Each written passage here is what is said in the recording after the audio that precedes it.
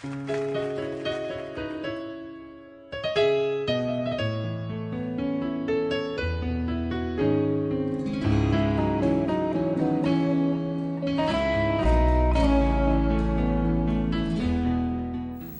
noite, queridos irmãos. Vocês podem se assentar, toda a igreja nesse momento. Jovens, vocês estão ligados? Tá vendo? Estou vendo aqui o pastor Silas, acabou de chegar de Atibaia, estava pregando na conferência da Fiel, chegou correndo aí com o pessoal. Pastor, o tá ligado dos jovens é diferente, né? Vocês estão ligados, jovens?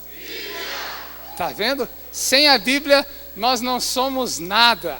Meus irmãos, eu tenho a grande responsabilidade e uma alegria para mim hoje de estar pela primeira vez trazendo a palavra do Senhor nesse culto.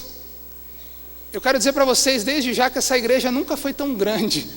Essa igreja dobrou de tamanho, surgiram pessoas, eu não sei, eu nunca vi de dirigir os cultos aqui.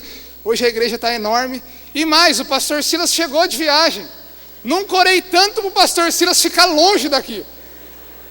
Mas Deus trouxe o pastor Silas aqui. Brincadeiras à parte, gente. É uma alegria muito grande e ao mesmo tempo uma grande responsabilidade falar em nome do Senhor.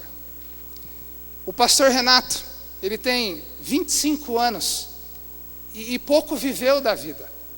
Pouco sabe da vida. Talvez menos que a maioria de vocês. Mas eu louvo a Deus porque nessa noite eu não estou aqui para falar da minha vida, mas eu estou aqui para falar da palavra de Deus e ela tem autoridade para falar com todos nós nessa noite e eu preciso muito que ela fale em primeiro lugar ao meu coração nessa noite.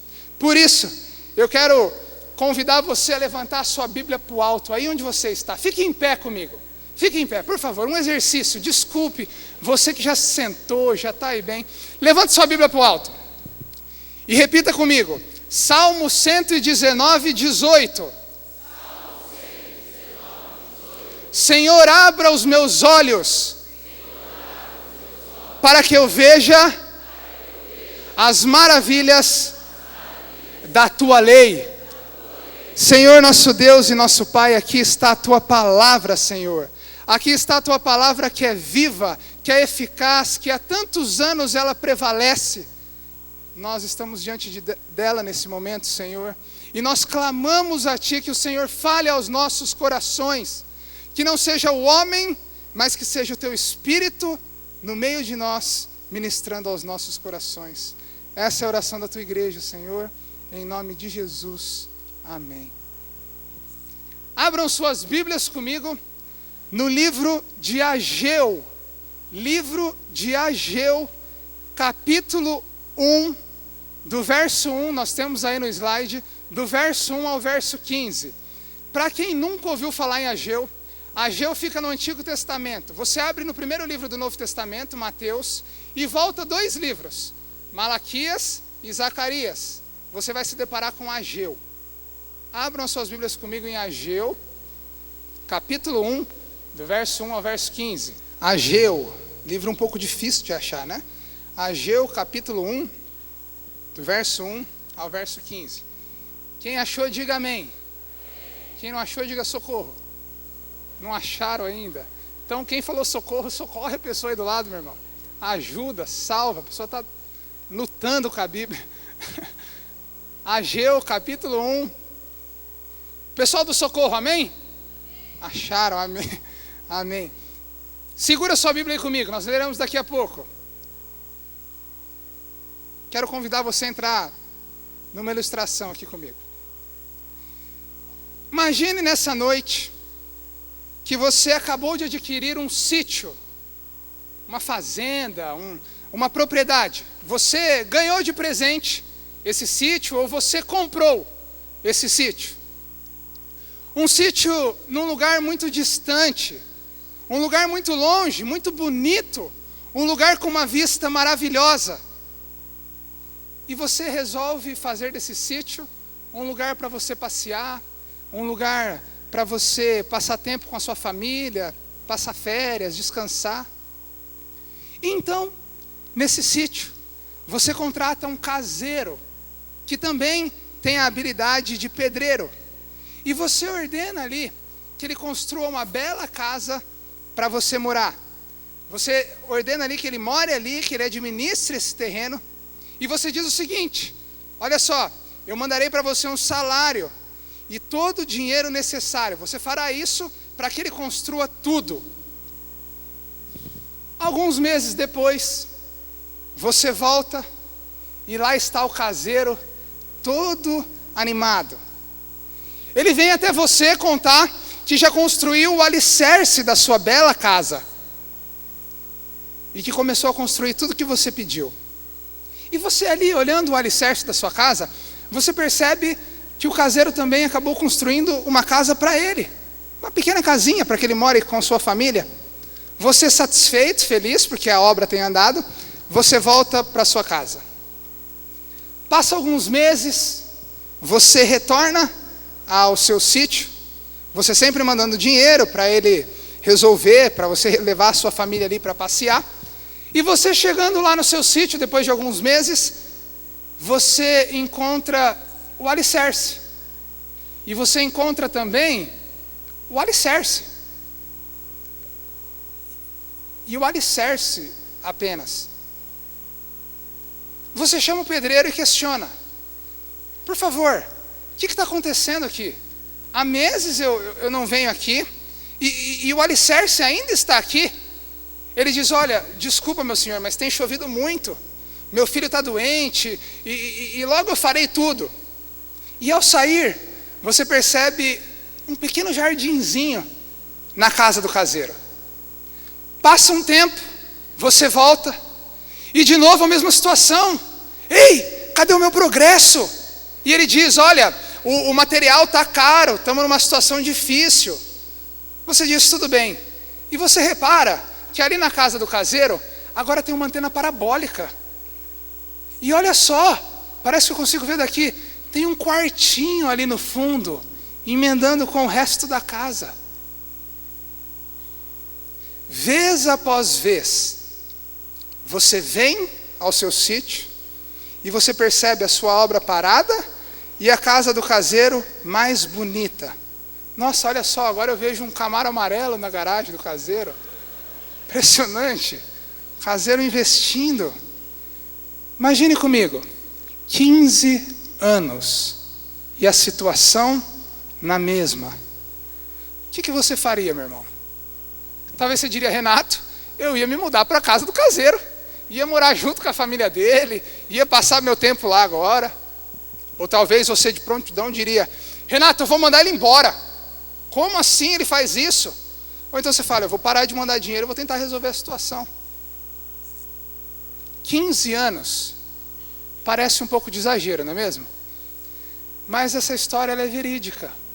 Ela de fato aconteceu.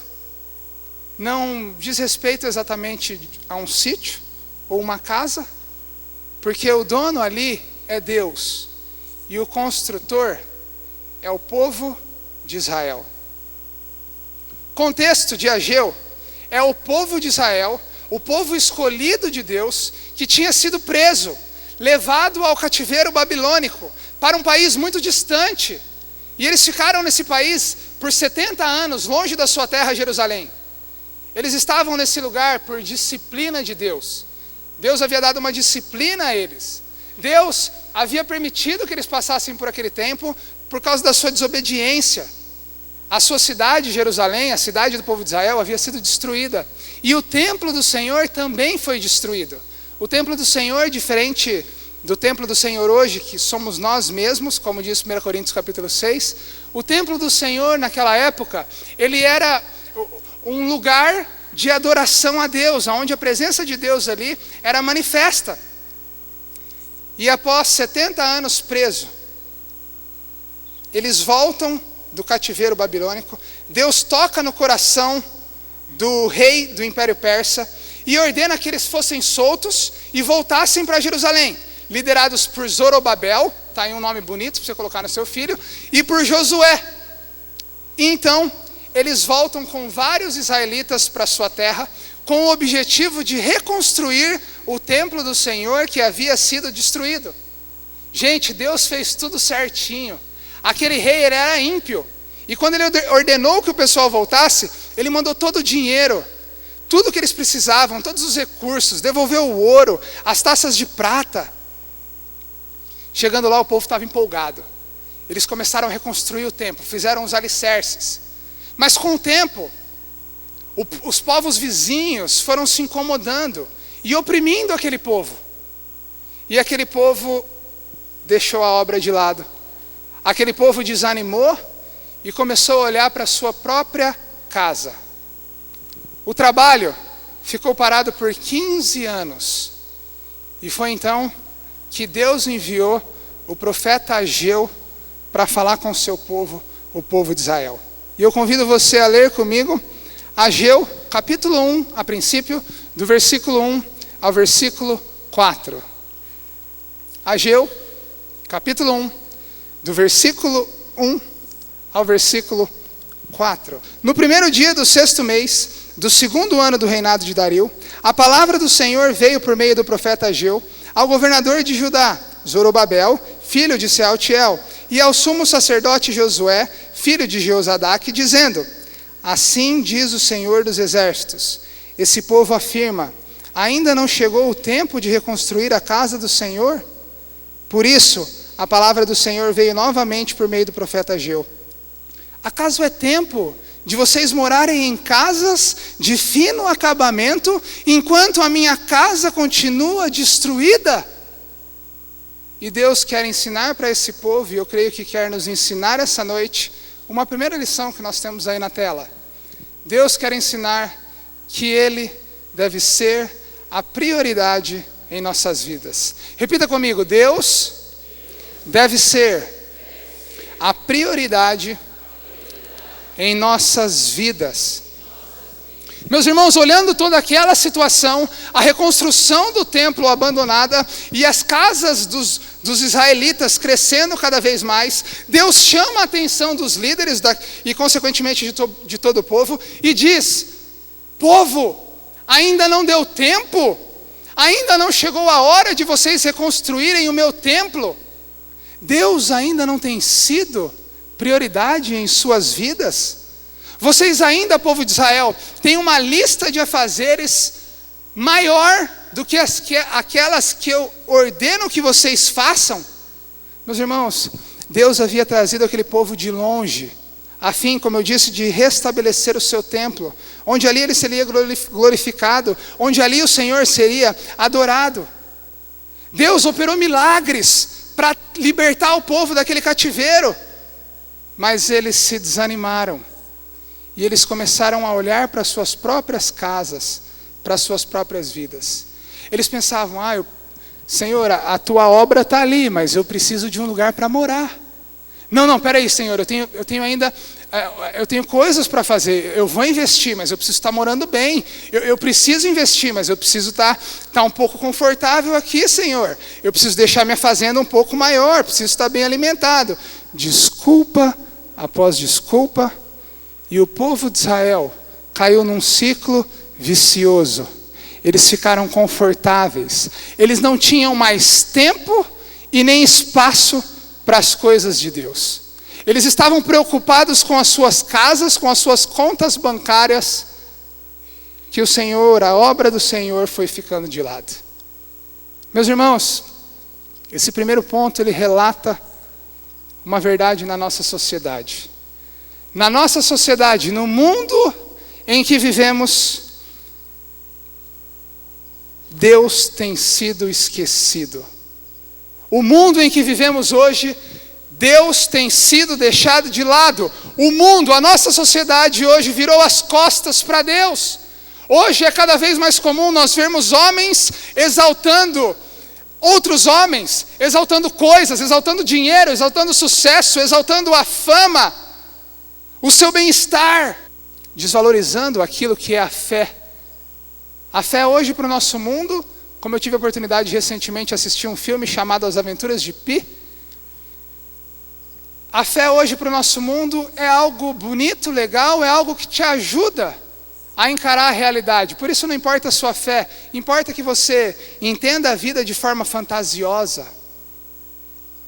O nosso mundo tem virado as costas para Deus, virou as costas para Deus, como o filho pródigo, se rebelou contra o Senhor. Hoje o ativismo tem reinado na nossa sociedade. Hoje ninguém tem mais tempo para Deus. Renato, eu preciso esperar meu negócio se estabilizar. Renato, eu preciso esperar os meus filhos crescerem. Eu preciso primeiro trabalhar para depois buscar Deus. Olha, é legal, eu vou na igreja um dia. Talvez vocês já ouviram isso. Eu vou na igreja, mas espera um pouquinho. Eu ainda tenho tanta coisa para fazer. E outra, domingo eu preciso descansar, eu preciso dormir. E o ativismo ele vai reinando. E a verdade é que o homem moderno, o homem pós-moderno, ele está cheio de si mesmo. Com seus planos, vivendo da sua forma. É por isso que o Salmo, capítulo 10, versículo 4, diz assim: em sua presunção, o ímpio não busca a Deus. Não há lugar para Deus e seus planos. E meus irmãos, há algo muito grave. Essa mentalidade social, ela tem entrado, permeado dentro da igreja. Dentro da igreja. E nós podemos perceber isso por meio de perguntas simples, como a do tipo: não responda por favor, responda você mesmo. Quantas vezes nessa semana você parou, não que seja em momento formal de culto, e você leu a sua Bíblia sozinho, devocionalmente?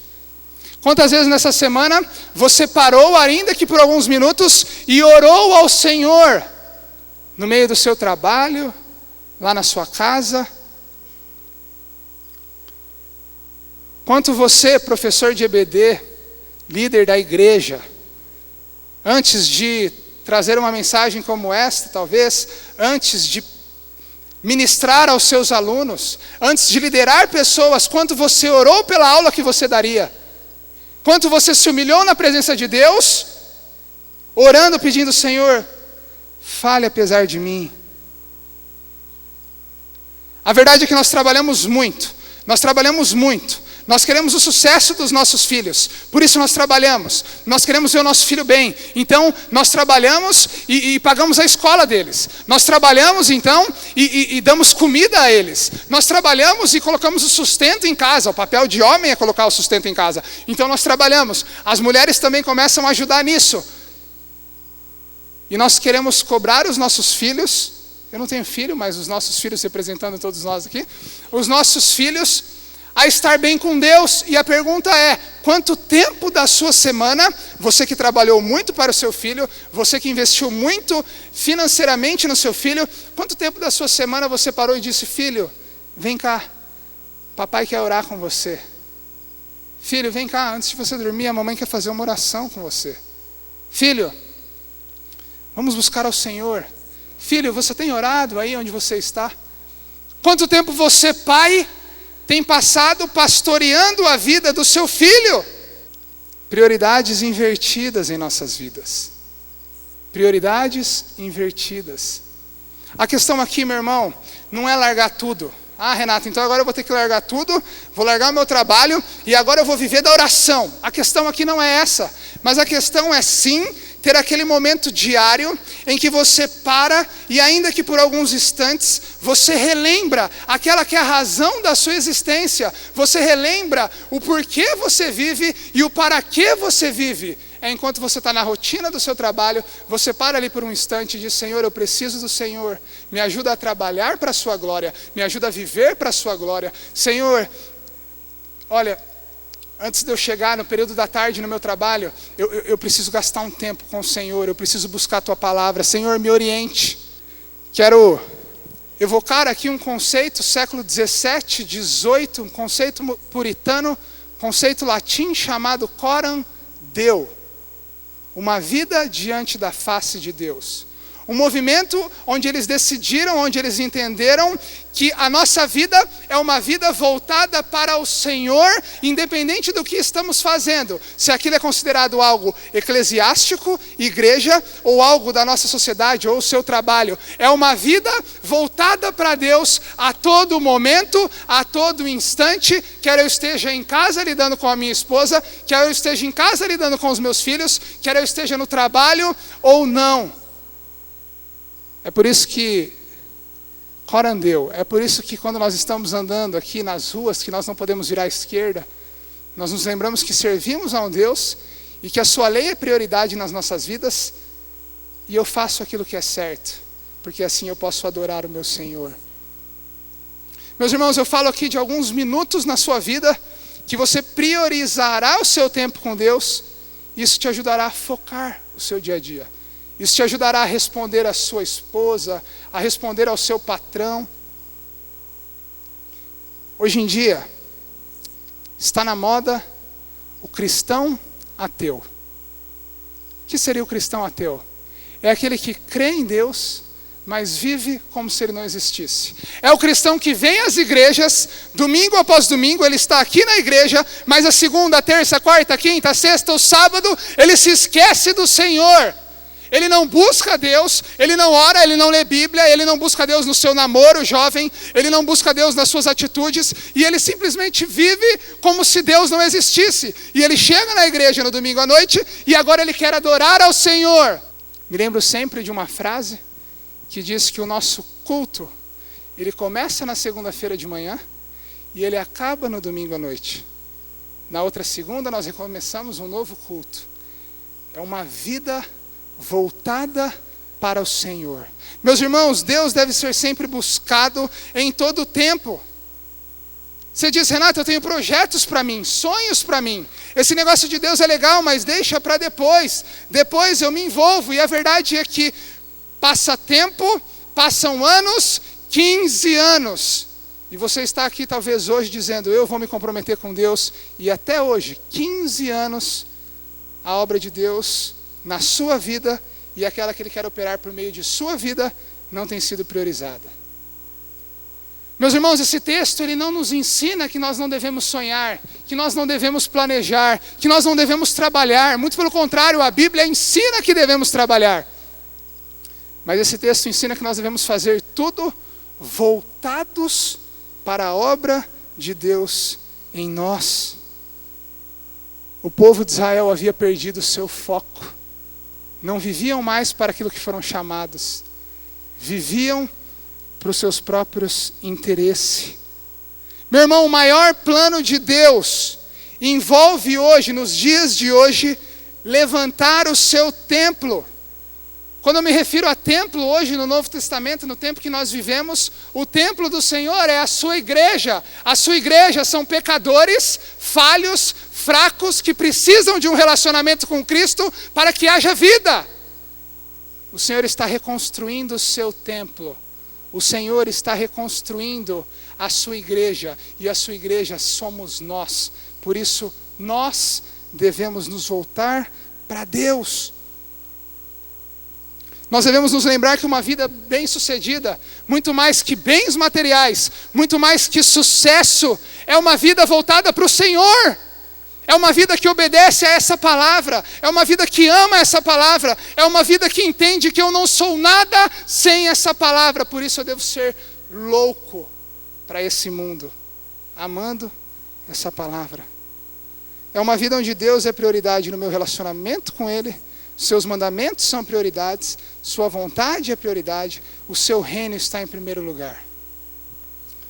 Mateus capítulo 6, versículo 33 diz: buscai, pois, o reino de Deus em primeiro lugar e a sua justiça, e as demais coisas. Deus deve ser prioridade em nossas vidas, irmãos. Deus deve estar em primeiro lugar nas nossas vidas. Quando Deus não é primeiro lugar em nossas vidas, nós encontramos pessoas vazias, pessoas tristes, encontramos pessoas fora e dentro da igreja,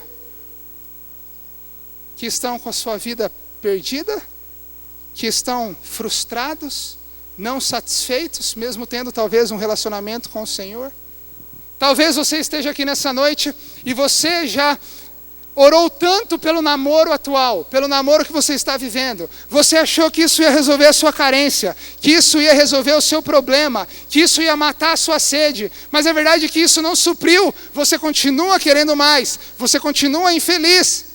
Você fala, eu vou subir de cargo na minha empresa. Quando eu subir de cargo na minha empresa, aí sim eu vou ser feliz. E você sobe de cargo, a sua carga horária aumenta, você continua lutando, frustrado, os problemas de sua família só aumentam. Você passa no concurso tão esperado e a sua situação não vai resolver. Não é o concurso que vai resolver a sua vida. Jovem, não é o vestibular que vai resolver a sua vida. Pais, não são os seus futuros filhos que resolverão a sua vida. Nada disso pode resolver as nossas vidas. E você faz e continua frustrado.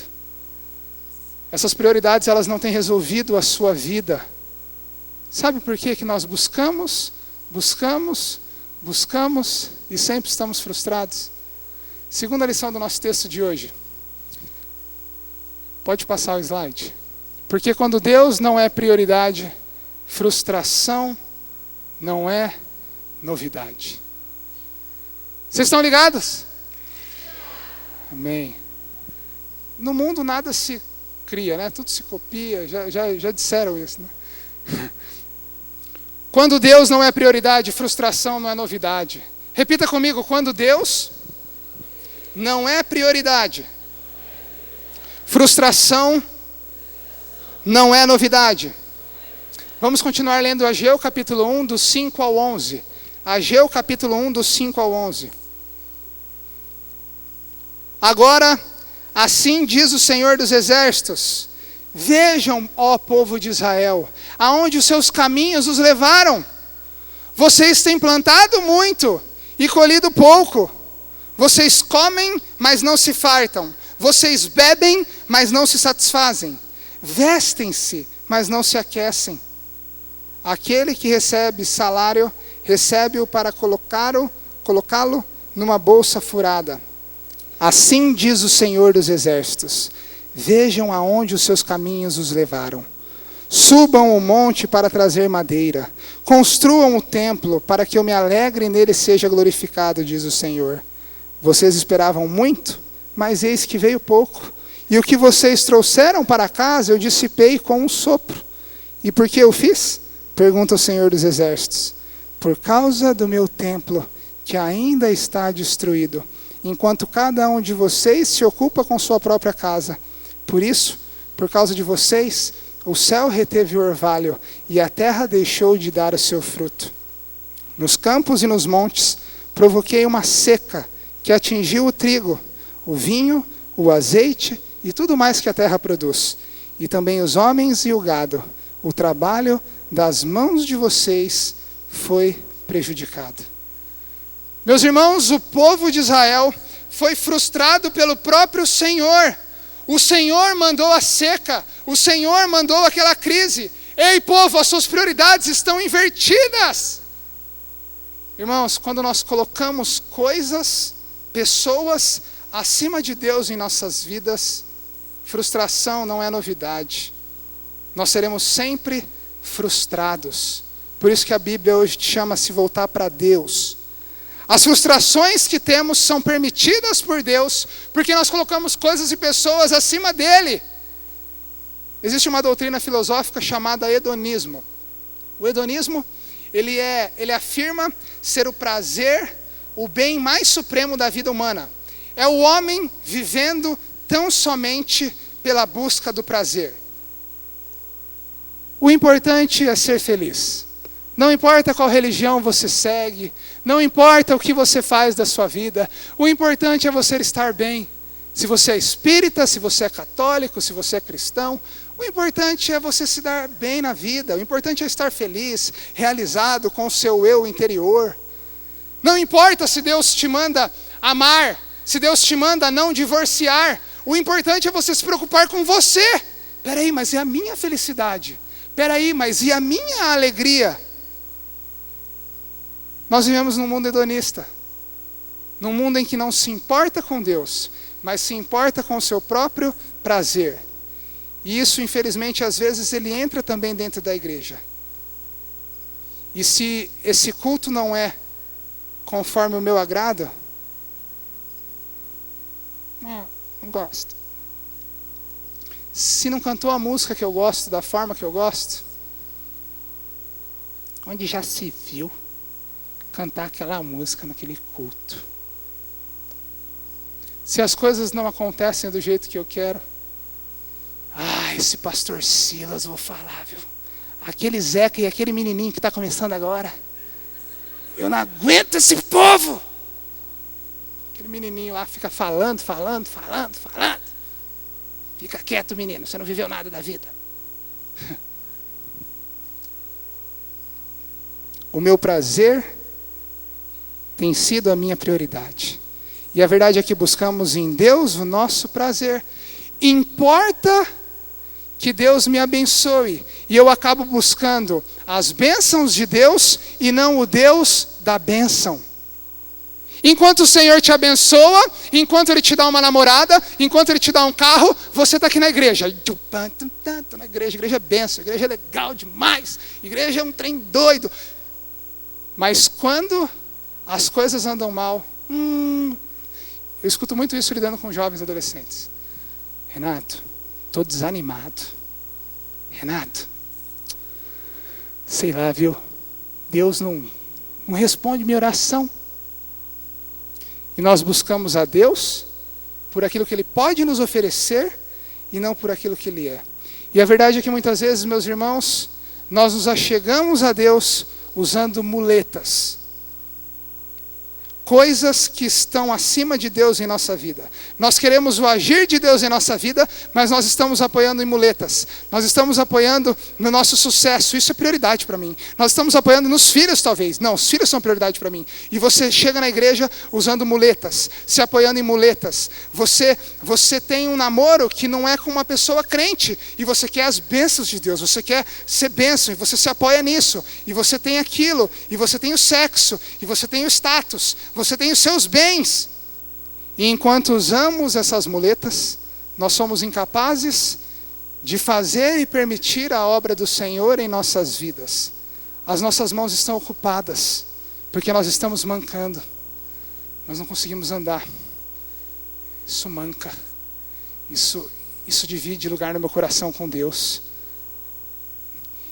E Deus, muitas vezes, nós estamos com essas muletas. São coisas que talvez damos primeiro lugar, além do próprio Deus. E Deus chuta essas muletas. Deus derruba essas muletas e nós caímos. E nós caímos, nós ficamos desencorajados, derrubados, desanimados. Mas Deus faz isso para que quando caídos, nós olhemos para Ele. Deus derruba as nossas muletas para que nós possamos olhar para Ele. Meu filho, escuta. Imagina o Senhor dizendo, isso não é o que vai resolver a sua vida. Não é usando dessa rebeldia, usando desse namoro, desse vestibular, dessa roupa, desse seu jeito de mostrar a sua necessidade de Deus. Não são com coisas que vamos suprir a nossa verdadeira felicidade, ou então suprir o vazio da nossa alma, o vazio da alma que está dentro de nós. E quando colocamos coisas para suprir esse vazio de nossa alma, de novo, ficamos frustrados, descontentes com a igreja, com o trabalho, família, projetos. Prioridades invertidas, meu irmão. Prioridades invertidas. Ganhe o mundo. Seja o cara mais famoso, mais bem-sucedido da sua área. Seja a pessoa mais famosa da nossa sociedade. Tenha os melhores filhos no conceito da nossa sociedade. E você, ainda assim, se não tiver Deus como prioridade, será frustrado. É por isso que nós temos muita gente rica, muita gente famosa, infeliz com o casamento, infeliz com a sua condição social, e ela apela para as drogas. Como você pode ver hoje, um cara rico se drogando, ele tem tudo, ele tem dinheiro, mas a verdade é que ele não tem nada. Porque dinheiro não é nada nessa vida. Fama não é nada nessa vida. A nossa prioridade, aquilo que sustenta as nossas almas, é o próprio Deus. Eu me lembro, quando eu resolvi ir para o seminário. Trancar a faculdade de Direito e ir para o seminário. Muitas pessoas disseram o que eu vou falar agora. Mas uma em especial, do mundo aí, da nossa sociedade, me procurou e me chamou para conversar. Falou: Renato, eu ouvi dizer que você está querendo trancar a faculdade de Direito para ir para o seminário. Isso é verdade? Falei: é verdade. Verdade. Resolvi trancar, Deus tem aberto as portas. Creio que essa seja a direção de Deus para mim. O cara olhou para mim e disse o seguinte: Renato, você é um menino novo, um menino inteligente, sei lá, falou algumas coisas lá, que fala para todo mundo, né? Você tem condições financeiras boas, você vem de uma família estruturada.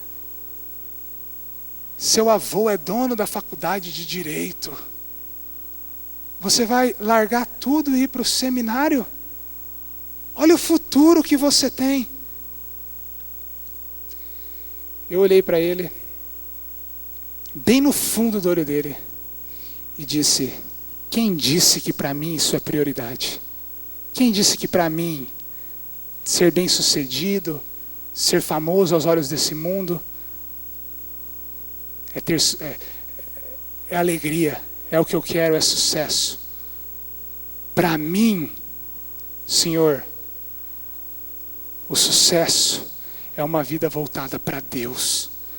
Para mim, eu preciso buscar ao Senhor. O que supre, o que preenche o desejo da minha alma, não é o sexo, não é o dinheiro, não é nada que eu possa fazer, mas é quando eu entro na presença de Deus, e eu o amo, e eu oro, e eu sinto a sua presença. Isso supre a minha alma. Isso preenche o vazio do meu coração sujo. O próprio Deus.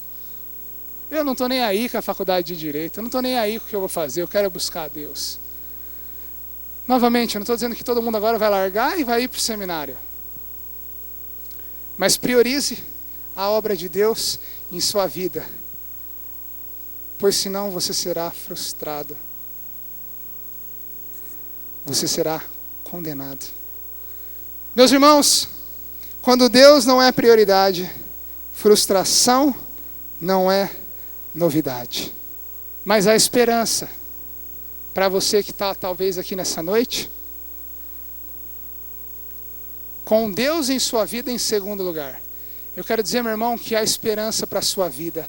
Eu quero dizer para você que se você está sentindo Deus falar com você hoje, saiba nessa noite, é o terceiro ponto do nosso estudo, que quando Deus é prioridade, arrependimento não tem idade. Repita isso comigo. Quando Deus é prioridade, arrependimento não tem idade. O texto nos ensina, Deus deve ser prioridade em nossas vidas, a prioridade. Quando Deus não é prioridade, frustração não é novidade. E por último, ele nos ensina que quando Deus é prioridade, arrependimento não tem idade. Olhem comigo Ageu capítulo 1, do verso 12 ao verso 15. Diz assim a palavra de Deus: Zorobabel, filho de Sealtiel, o sumo sacerdote Josué, filho de Jeozadaque, e todo o restante do povo obedeceram à voz do Senhor, o seu Deus, por causa das palavras do profeta Ageu, a quem o Senhor, o seu Deus, enviara. E o povo temeu o Senhor. Então, Ageu, o mensageiro do Senhor, trouxe esta mensagem do Senhor para o povo: eu estou com vocês, declara o Senhor. Assim o Senhor encorajou o governador de Judá, Zorobabel, filho de Sealtiel, o sumo sacerdote Josué, filho de Jeozadaque, e todo o restante do povo. E eles começaram a trabalhar no templo do Senhor dos exércitos, o seu Deus, no 24º dia do 6º mês, do 2º ano do reinado de Dario. Meus irmãos, aquele povo se arrependeu. Eles entenderam que quando Deus é prioridade, arrependimento não tem idade. Eles se voltaram para o Senhor.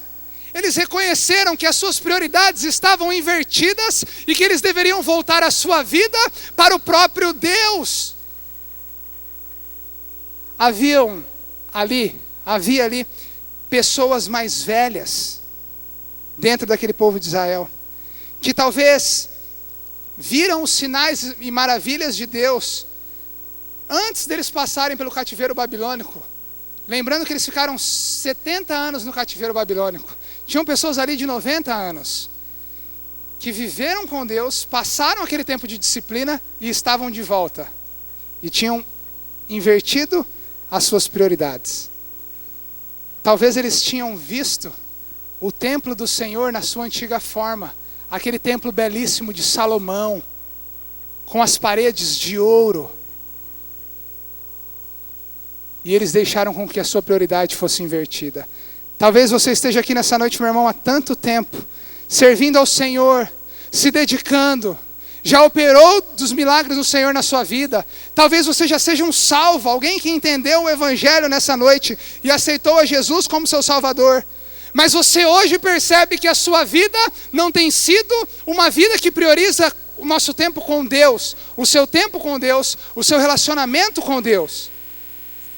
Havia ali no povo de Israel pessoas que nasceram na época do cativeiro babilônico.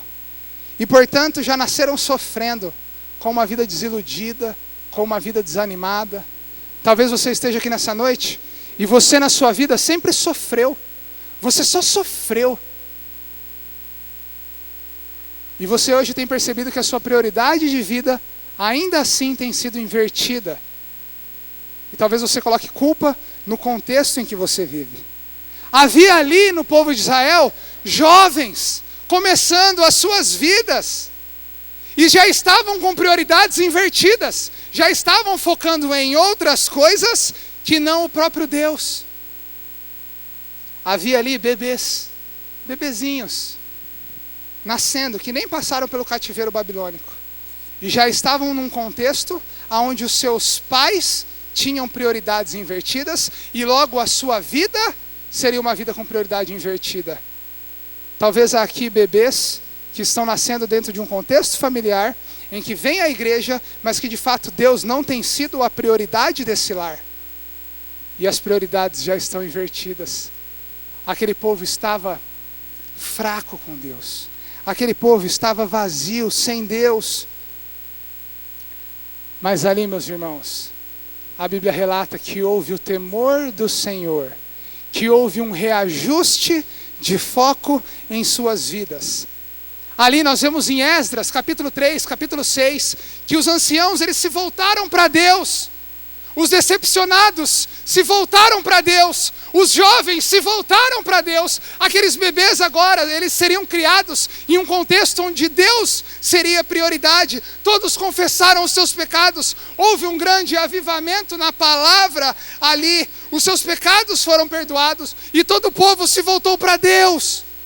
Meu irmão, o que eu estou querendo dizer nessa noite é que se você tem prioridades invertidas na sua vida, não importa a sua idade, não importa a fase de vida que você esteja, o Senhor te chama hoje a jogar as suas muletas e a se render diante da sua vontade.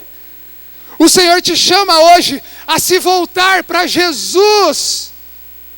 E essa é a beleza do Evangelho. Esse é o Evangelho. Uma vida onde Deus é a minha prioridade. Gálatas, capítulo 2, versículo 20, Paulo diz: eu fui crucificado com Cristo, logo não mais eu quem vive, mas Cristo. Não mais eu, não os meus interesses, mas Cristo é minha prioridade. Ele vive em mim. Colossenses capítulo 3, versículo de 1 a 3 diz: se vocês já ressuscitaram com Cristo, vocês já são novos, vocês são convertidos, nasceram de novo. Busquem as coisas que são do alto e não as coisas que são terrenas, pois vocês morreram e as suas vidas estão escondidas com Cristo em Deus. E quando Cristo, que é a sua vida, for manifestado, vocês serão manifestados com Ele em glória. Vocês morreram para as suas vidas e nasceram para Cristo. Morra hoje nessa noite e nasça para Jesus. Provérbios capítulo 3, versículos 5 e 6, um texto famoso, nos ensina: confia no Senhor, confia, se apoie, tenha o Senhor como prioridade, não te estribes no teu próprio entendimento, reconheça-o em todos os seus caminhos, e Ele é quem endireitará as tuas veredas nessa noite, não você mesmo. Um dos meus textos preferidos na palavra de Deus, Filipenses capítulo 4, do versículo 4 ao versículo 7. Eu não estou aqui mostrando que eu decorei a Bíblia, não. Estou aqui mostrando que a palavra de Deus ela é viva, e eu vou gastar muito tempo lendo esses textos, procurando. A Bíblia diz: alegrai-vos no Senhor. Não se alegrem em coisas, não se alegrem em marido, não se alegrem em mulher, em família, mas alegrem-se no Senhor. Sejam a vossa amabilidade conhecida por todos, pois perto está o Senhor. Não andem ansiosos por coisa alguma, mas em tudo, pela oração e súplica, e com ações de graças, apresentem os seus pedidos a Deus. E a paz de Deus, que excede todo o entendimento, guardará a sua mente e o seu coração em Cristo Jesus. Renda-se ao Senhor nesta noite. Renda-se ao agir do Espírito Santo na sua vida nesta noite. Deus nos chama a uma vida onde nós morremos. Senhor, eu não sou nada, eu não tenho nada, eu não posso nada, eu preciso do Senhor na minha vida. Senhor, eu não sou capaz de andar por mim mesmo, eu sou um frustrado na minha alma, eu preciso que Cristo viva em mim. E hoje nessa noite eu reconheço a Jesus como meu Salvador, como meu Senhor. Nessa noite eu quero me lembrar que Ele é o meu Senhor. Eu quero me lembrar que Ele é a razão da minha vida. Senhor, me ajuda a colocar isso em prática. Quando Deus é prioridade de nossas vidas, nós não temos mais a nossa vida, mas nós temos a vida de Deus em nós. Você tem Deus morando dentro de você, por meio do seu Santo Espírito. O povo de Israel aprendeu, e nós devemos aprender nessa noite, que Deus deve ser a prioridade das nossas vidas. Quando Deus não é prioridade, frustração não é novidade. Quando Deus é prioridade, arrependimento, meu irmão, não tem idade. Saia daqui nessa noite dizendo: Senhor, tudo que eu fizer, o abrir da minha boca, as minhas atitudes, que todas elas sejam para te servir, que todas elas sejam para, em primeiro lugar, eu servir ao Senhor, eu priorizar o Senhor em minha vida. Diga: Senhor, eu quero te servir, eu quero te obedecer, viver tua vontade, refletir tua verdade, te honrar com minha vida, em tudo te adorar, mestre, amigo, amado Jesus. Cante isso comigo, só a igreja. Eu quero te...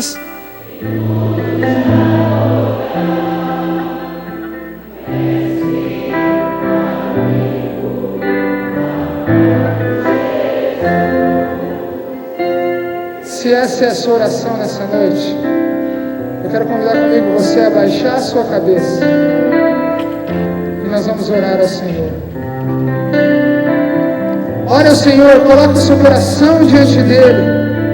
Seja o Senhor hoje a prioridade das nossas vidas. Seja o Senhor hoje o centro de nossas vidas.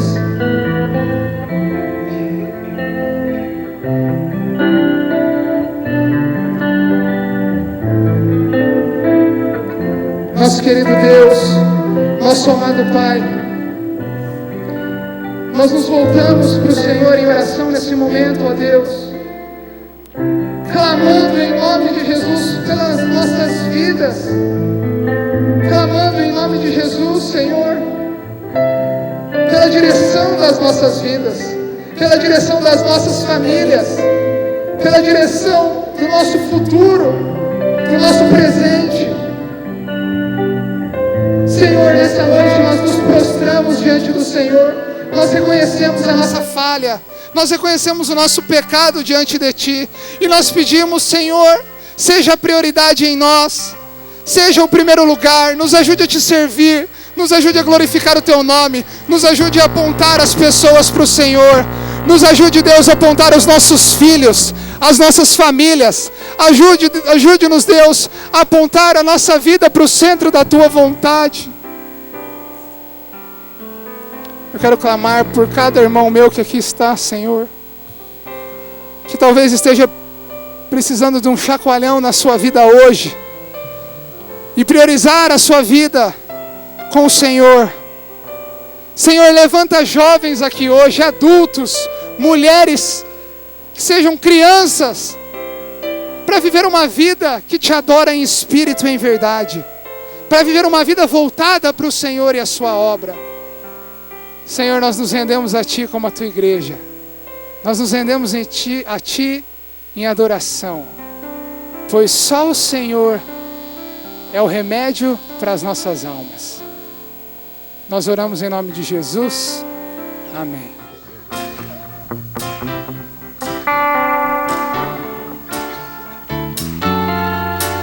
Pela fé no Filho de Deus, sou vencedor. Todo mal afasta de mim, Cristo Senhor. Tudo posso em Jesus, meu fiel e bom pastor. Digno é de receber todo louvor. Tudo posso em Jesus, meu fiel e bom pastor. Digno é de receber todo louvor. Pela fé no Filho de Deus, sou vencedor. Todo mal afasta de mim, Cristo Senhor. Tudo posso em Jesus, meu fiel e bom pastor. Digno é de receber todo louvor.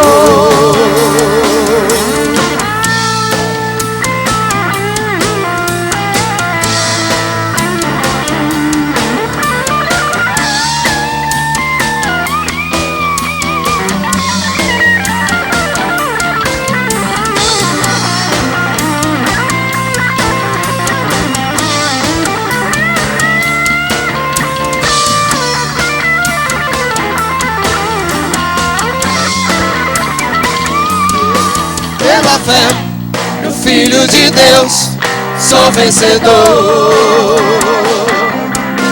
Todo mal afasta de mim, Cristo Senhor. Tudo posso em Jesus, meu fiel e bom pastor. Digno é de receber todo louvor. Tudo posso em Jesus, meu fiel e bom pastor. Digno é de receber todo louvor. Digno é de receber todo louvor. Digno é de receber todo louvor. Todo louvor, todo louvor, todo louvor, todo louvor.